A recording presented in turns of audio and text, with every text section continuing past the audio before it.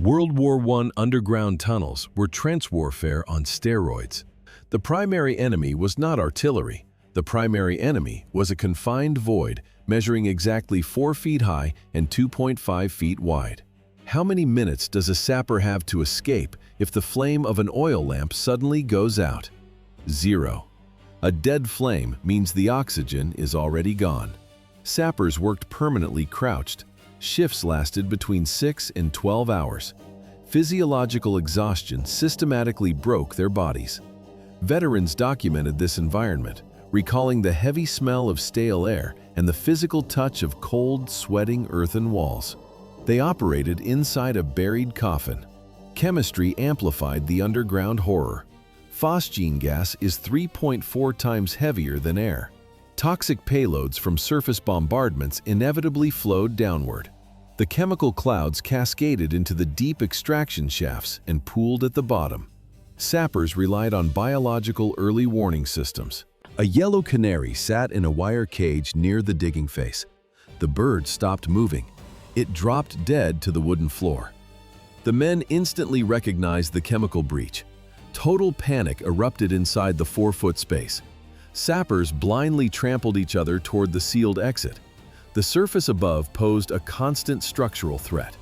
French heavy batteries specifically targeted the German Winterberg tunnel entrance. The high-explosive shells shattered the timber supports. The main shaft collapsed inward. A single artillery strike buried 250 men alive underground. The trapped garrison sat in pitch blackness. They slowly consumed their remaining air supply. Rescue units failed to breach the blockage in time. Out of the entire underground detachment, the final count of men who reached the surface alive stood at exactly this. 3. Surviving a massive collapse like Winterberg was merely the initial filter. The darkness concealed a far more brutal threat, a direct physical collision with enemy sappers.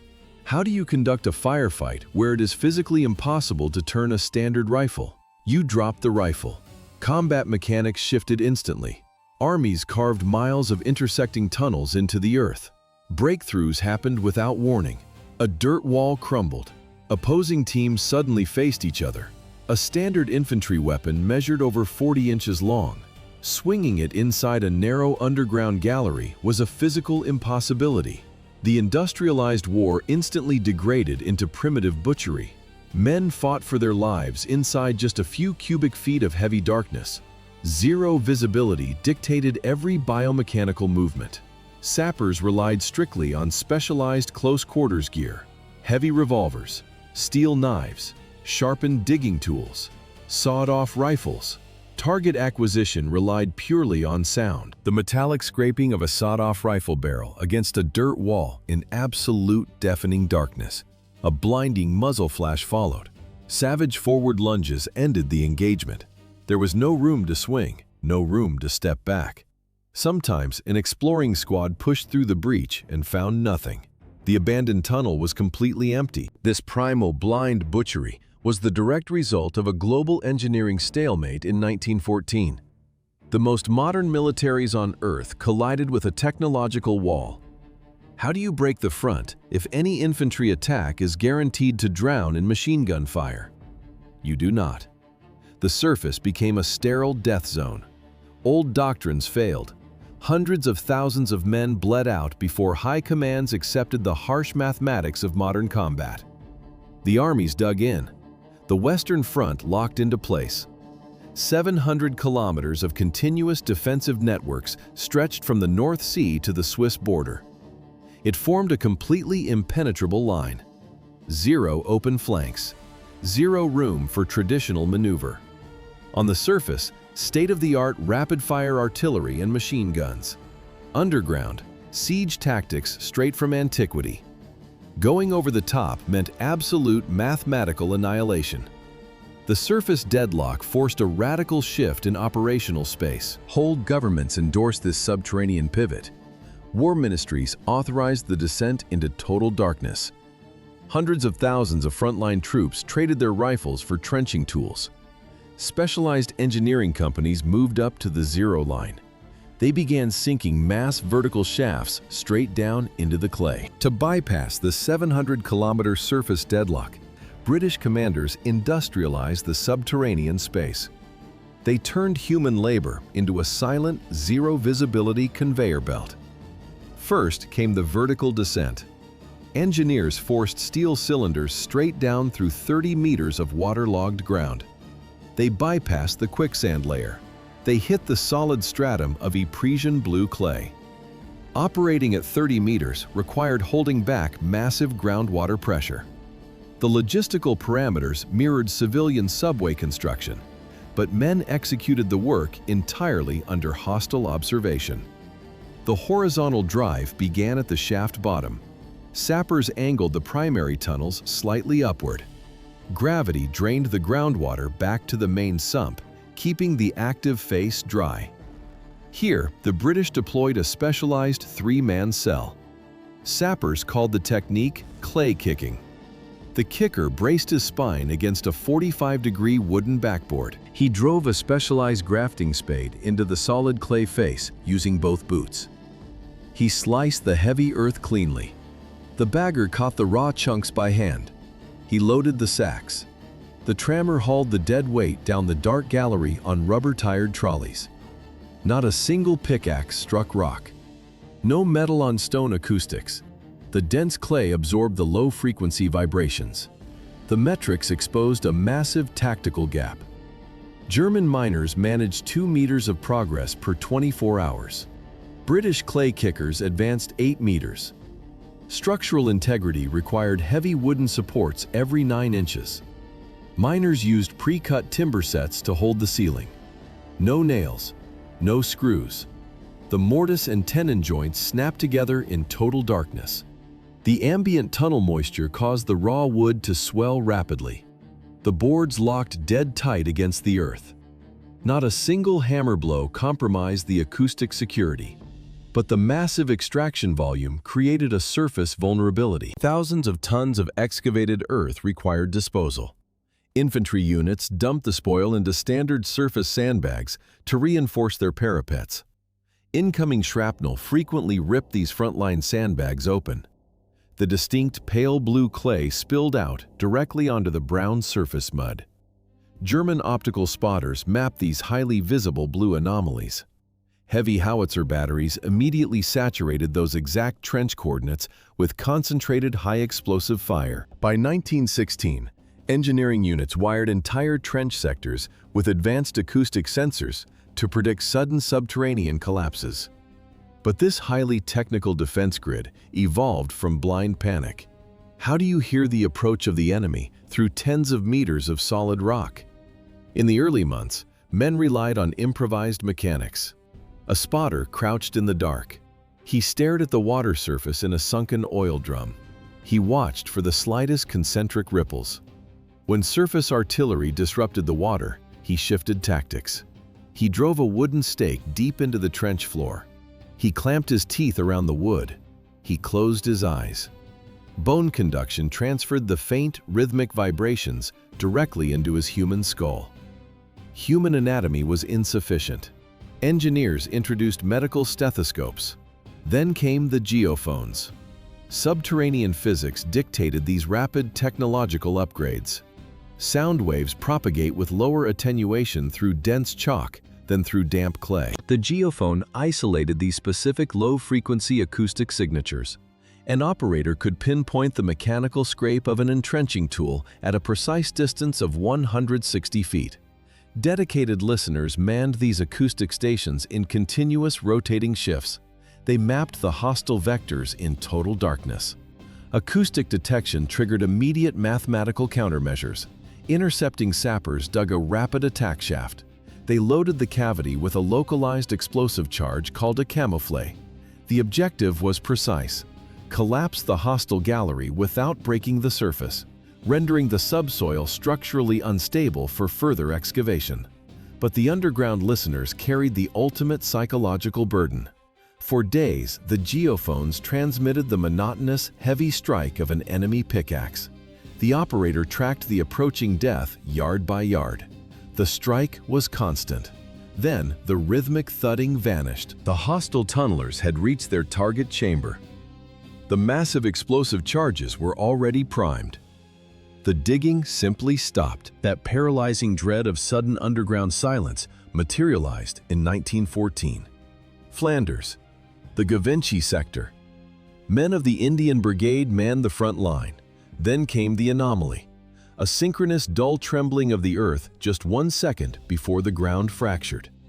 10 overlapping blasts shattered the surface. The trenches collapsed inward.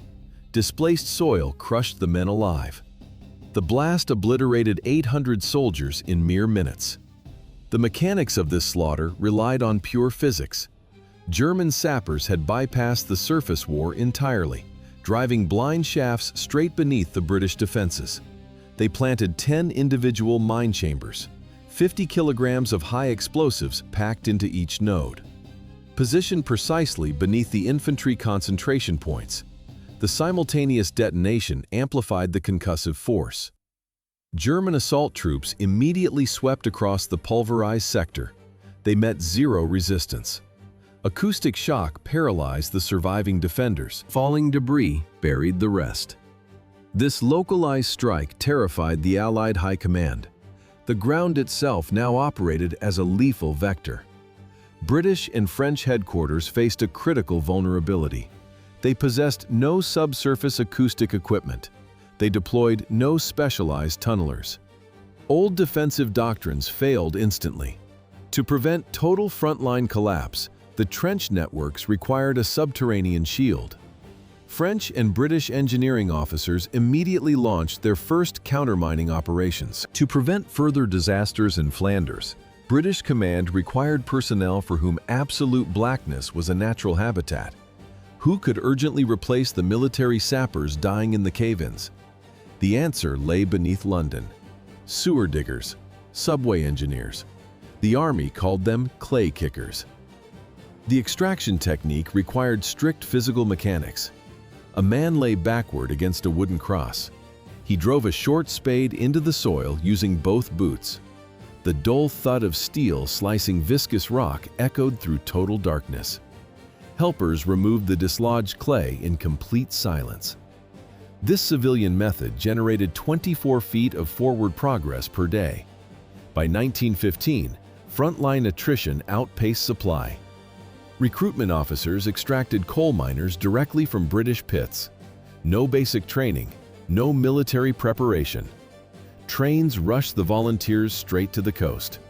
Within 48 hours, they stood in the Flanders mud. Men descended into the frontline shafts. They still wore civilian tweed jackets and flat caps. They transformed instantly from civilian laborers into a subterranean suicide elite. The initial 8 tunneling companies rapidly expanded to 30. The roster reached 21,000 men. That number equals the exact troop strength of a standard British infantry division.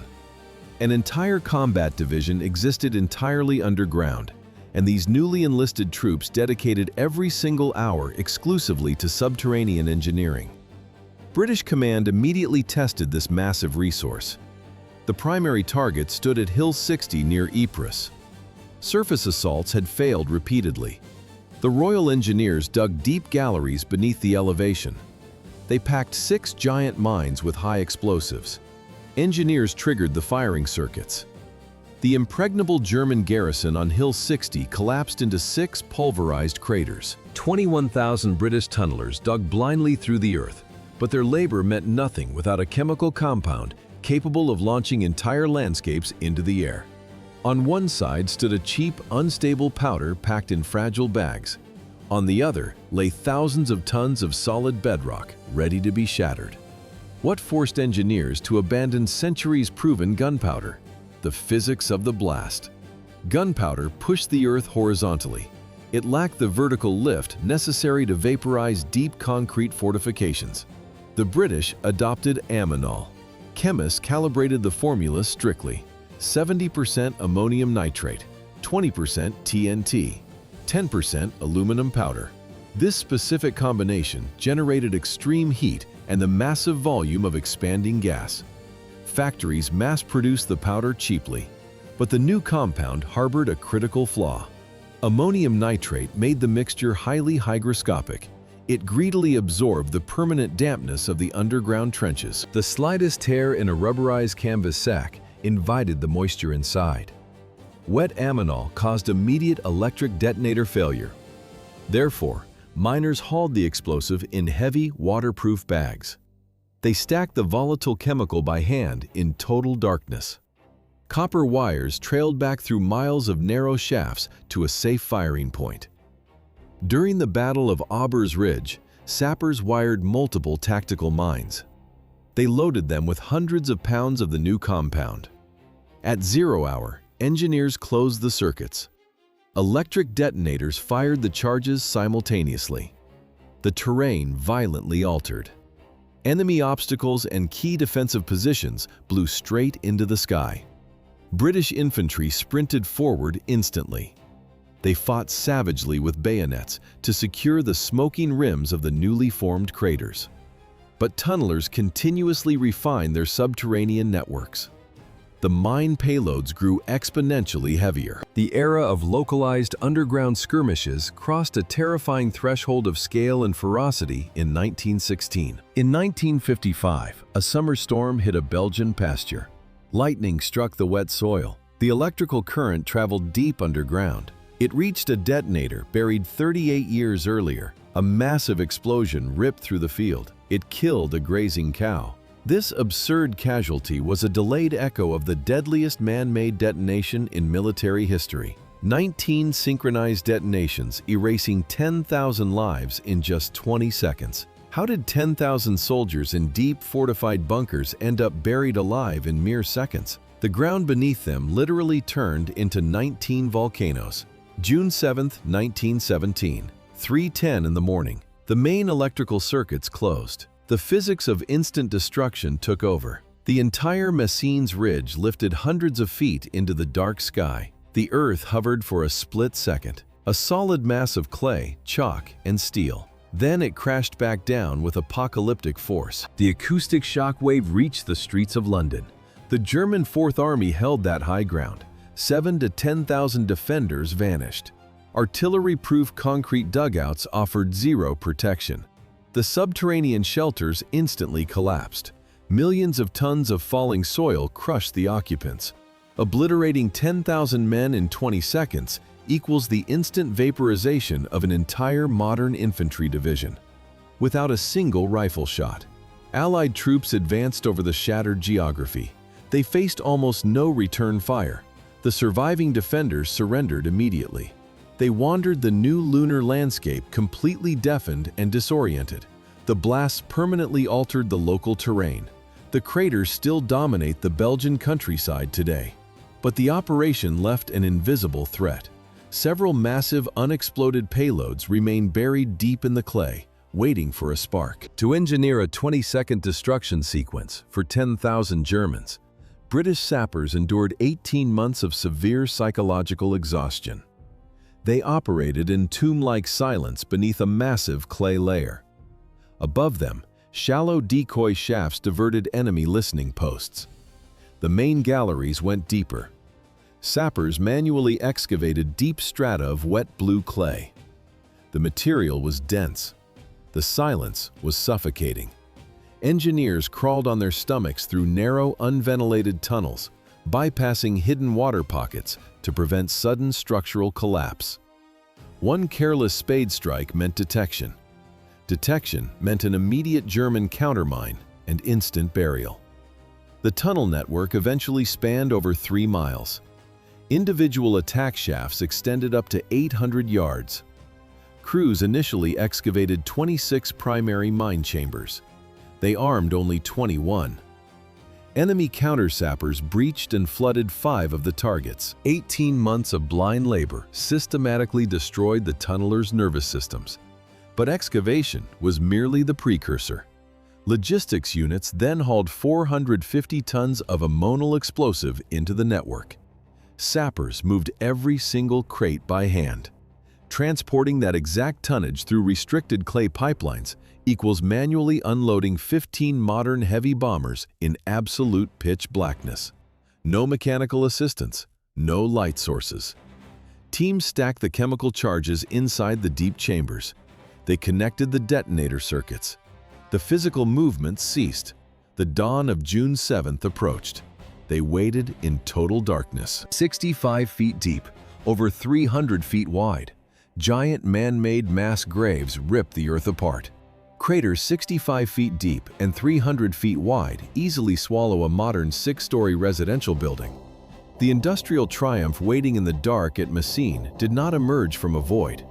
The British Royal Engineers forged this doctrine of mass underground destruction exactly 1 year earlier on the Somme. Why didn't the colossal craters of the Somme bring a quick victory? The infantry simply did not have time to occupy the crater rims before the surviving Germans recovered from the shock.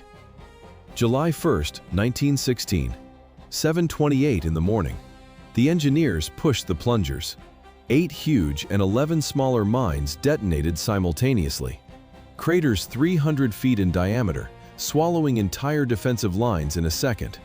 The blast hurled steel, pulverized chalk, and human bodies high into the sky. The Somme became a bloody proving ground. Subterranean warfare evolved from a localized tool into a strategic weapon. The engineers perfected the mathematics of annihilation. Under the German positions, they packed tens of thousands of pounds of explosives.